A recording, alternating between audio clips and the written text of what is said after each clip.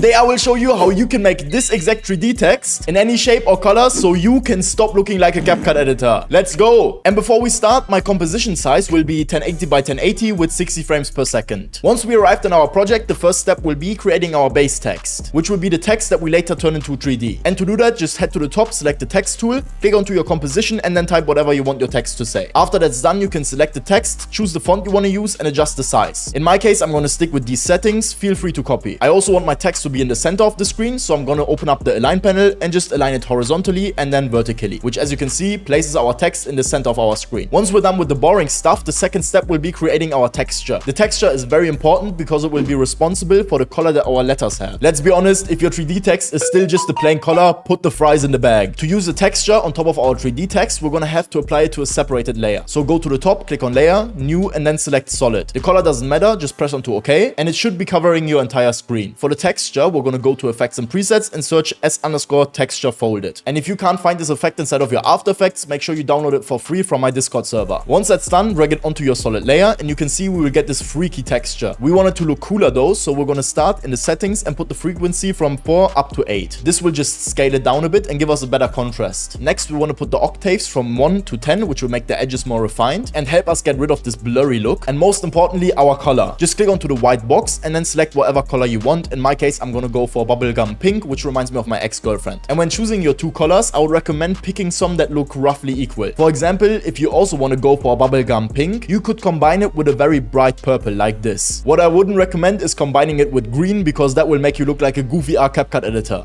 Once you pick the two colors and you preview, you can see it's jiggling very fast. And because I don't want it to jiggle too much, I'm going to go to the fold speed X and put it from 960 down to 69. Now the movement looks very juicy and fluid, which is perfect. Once you're satisfied with your texture, you can right click, go to pre-compose, select the bottom option, enable this check mark, and then press onto OK. This is very important. And by the way, you don't have to use the s_texture folded effect. I personally think it looks best, but there's so many different effects you can pick from. Or if you're lazy, you can just screenshot the one I used, pre-compose it, and then also use it as a texture. Now that we have our base text and our texture done, we have to combine them into this nice 3D look. And to do that, again, go to the top, click on layer, new, and then select solid. Color doesn't matter like before, just press onto OK. And then in your effects and presets, search for element. Now drag it on top of the solid layer we created. And again, if you could not find this effect inside of your After Effects, make sure you download it from my Discord server. The first step is going to be telling our element effect which layers you want to combine. Because if you make an edit, you're most likely going to have multiple layers from some clips, different texts. So we have to exactly tell the element effect which ones we want to combine to the 3D text. For that, open up the custom layer section, then go to custom text and masks. And for the path layer 1, we're going to select our text, which in this case, you can see is my 3D text. In your case, you would obviously pick your own text. And then for our texture, we're going to open up the custom texture maps right below. And for the layer 1, assign our pre-composition, which you can see white solid comp 1. For this, it's very important that you have the texture layer pre-composed, like I said, because otherwise you will not be able to use it. Once these two things are set, we can close the custom layers again and then click onto scene setup. This will load up a new UI. As you can see, we have a preview here and some effect tabs. And what we want to do to get our text inside of this preview is just click onto extrude in the top with the T next to it. As you can see, our text is now here and we can preview it like a normal 3D model. The settings in here are going to be very important, so listen up. First of all, make sure you select the extrusion model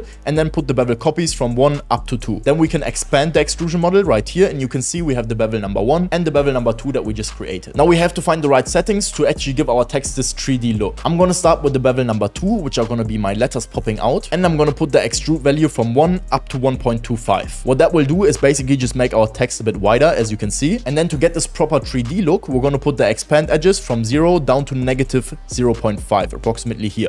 And now when we zoom in onto our text, you can see we already have this popping out bubbly effect. You can obviously adjust these values, so if you want them to pop out more, you can put the extrude value up, or if you want them to be thinner, you can put the expand edges value down. That's totally up to your own preference. What I like to do once I'm done with the bevel number 2 is click onto the bevel number 1 and then just reverse this a bit. So here I'm going to put the extrude value a bit down to 0.85, and then I'm going to increase the expand edges, which will make our characters just look a bit thicker. Let's put this to 0.5. Like I said, feel free to play around with these settings, and then we're going to get to the important stuff, which is changing changing the texture. We want our texture to only affect the letters that are popping out. So you can see the smaller section right here. And because we made those changes on the bevel 2, we're also going to select the bevel 2 first. Then make sure you scroll down until you're in the texture tab. And for the diffuse, click onto where it says non-set, which will open this extra window. And then we can click onto this arrow pointing downwards and select our custom layer 1, which as you remember is our white solid layer, comp 1. It says next to it as well. Click on that and then press onto OK. And that will give our text this nice texture. For the text in the background, we also want to use a texture. You can obviously make a custom one or just use one from the Pro Shaders pack, whatever you want. I'm going to go for one from the Pro Shaders pack. So select the bevel number 1, click onto presets, then Pro Shaders, and I'm going to choose under metal,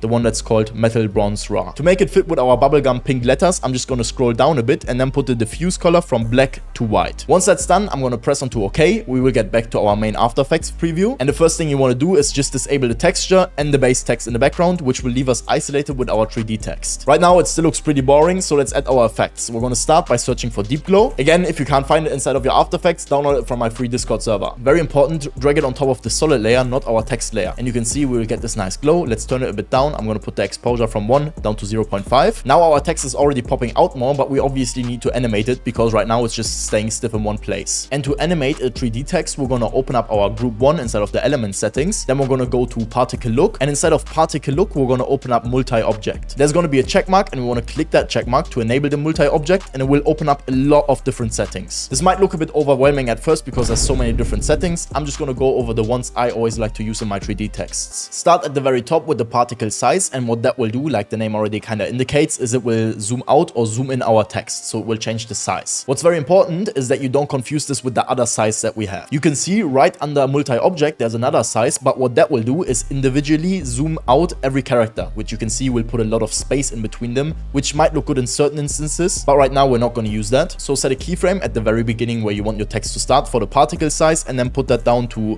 4. Then you have to decide where you want your text to be finished, so where it's supposed to be fully zoomed in. Let's say after 1 second, so I'm going to go ahead to 1 second right here and then reset this value to 10, or you could also go a bit less. So if you want your text to turn out a bit smaller, you could go for 9 or 8. I'm going to put it to 10 so it's easy to see. The next value I like to use is the X rotation, and if we increase or decrease that, you can see our text is either tilting back or tilting forward. By using this, you can give a really nice illusion of the text kind of flipping in. So again, I'm going to go to the beginning of my text layer right here, then set a keyframe for the X rotation and put it down to -90, which will flip it backwards. Then go to wherever you want the text animation to be finished, which in my case, like you remember, is going to be after 1 second. So right here, I'm going to set a keyframe for -10. I like to use -10 instead of 0 because that will kind of keep it tilted just a tiny bit backwards, which in my case, if we have a rotation coming in, looks pretty cool. Also, it will add a little bit of realism. Next one is going to be rotation random, and if we increase that, you can see our characters will all rotate in a different direction, kind of randomly. And this is also very popular. So again, go to the beginning, set a keyframe for it, and then put it up to 45. Then go to where your text is supposed to be over right here, and I'm going to put it down to 10. That way we will keep a little bit of displacement between the characters, and it won't make our text look so stiff. The last value I like to use is the displace, and you can kind of think of that as a increased tracking effect, because what it will do is increase or decrease the space in between each character like this. And again, this just helps with stiffness so that our text will look less static. Go to the beginning, set a keyframe for the displace, and what I personally like to do is put it a bit downwards, because right now our text isn't really visible. So if we put this to -0.2, it will squish them a bit more together. Then again, I'm going to go to the end of my animation and put it up to 0.1.